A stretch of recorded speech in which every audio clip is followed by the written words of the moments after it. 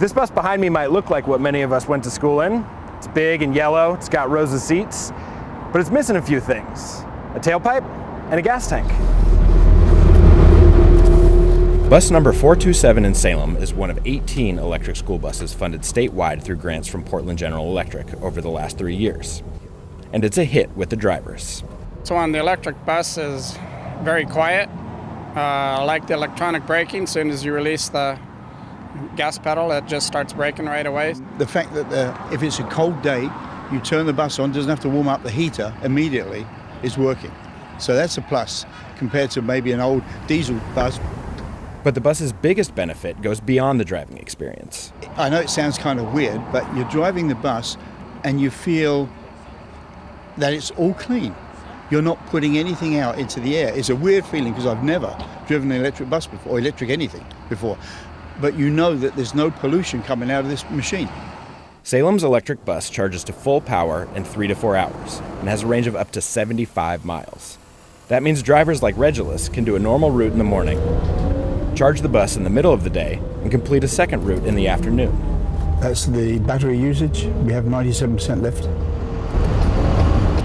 As the state pushes toward ambitious climate goals, seeking to cut carbon dioxide emissions from buses like these nearly in half by 2035, electric vehicles will play a crucial role. Transportation accounts for roughly 40% of greenhouse gas emissions in the state, more than any other single sector, according to data from the Department of Environmental Quality. And while emissions from most other sectors have gone down over the last 15 years, emissions from the transportation sector have remained stubbornly flat. It is a fun vehicle to drive. It's nice to know that you're just not polluting the air. I mean, it's nice. It just feels fresh and clean. So while one electric bus, or even 100 electric buses, won't get us all the way to our climate goals, each one is another step on the path to a lower carbon future.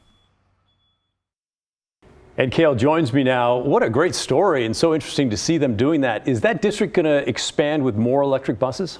They are. The officials down there told me that they have one there now, they have another on order, and they just got funding for a third. On top of that, they're also applying for 17 more full-size buses from the Environmental Protection Agency. Is this the kind of thing that we're going to see maybe all districts do throughout Oregon?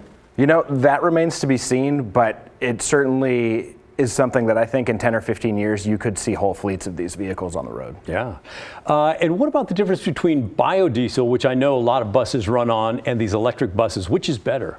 Well, you know, there are pros and cons to both, but, you know, biodiesel still puts out carbon dioxide when you burn it. These electric vehicles don't.